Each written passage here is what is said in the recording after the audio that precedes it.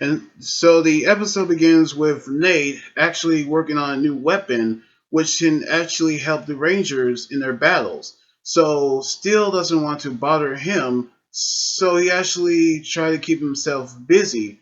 However, we actually saw him confronting a worker called Cole, who actually didn't scan his lunchbox. So he actually took it upon himself to enforce the rules of Grid Battle Force. And so, back at the cyber dimension, we actually saw Evox told Blaze and Roxy to kidnap Nate. However, we actually saw them using a new robotron called Controllatron, a puppeteer themed monster that can actually allows him to control people like puppets. In which his ability actually works is by taking a hand puppet, which, sorry the pun, in which he uses that hand puppet to create the version of the people that he can control, in which he actually kind of like using a hand puppet to control him, like how a regular puppet works, which it actually means that he can control Cole and taking the package to Nate, which is a hand puppet of Nate himself, and he didn't get it scanned, which he actually controls Nate now, and he actually bring him outside. Meanwhile, we saw Devin, Ralphie, and Nate, and they actually heard that Steele has been enforcing rules, which rules that people make mistakes sometimes, but he really doesn't actually have to enforce every mistake that people make.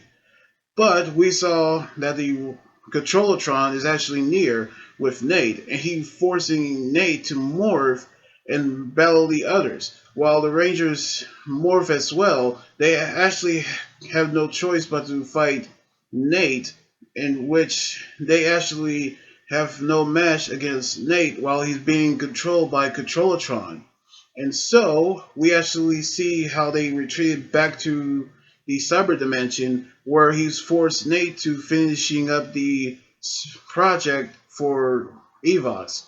So when the project is complete, he actually had him send back up to the surface to actually defeat the Rangers, along with a Giga Droid called the Controller Droid, in which we actually saw the Rangers tell the commander that Cole actually bring the package to Nate without getting it scanned. And with that, he actually lost his job. And so, we actually saw how Nate was controlled. Just then, Controller Droid actually appeared in the city while Ralphie, Zoe, and Steel went to the source to battle him. And then Devin saw Nate actually morph, so he actually morphed as well to battle Nate. And with that, he realized that it was the hand puppet that can controlling Nate.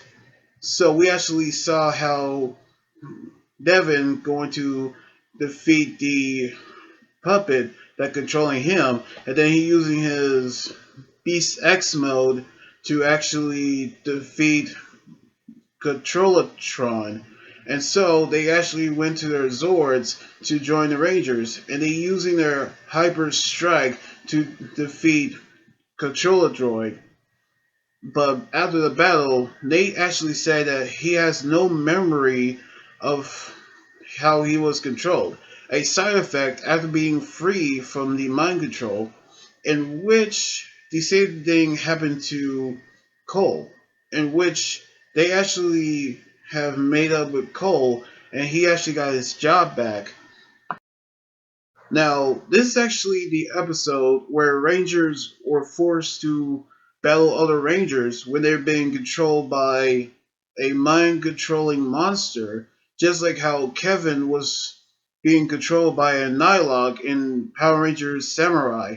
So, turns out that every episode always have those, but they always break free and they can actually trust each other.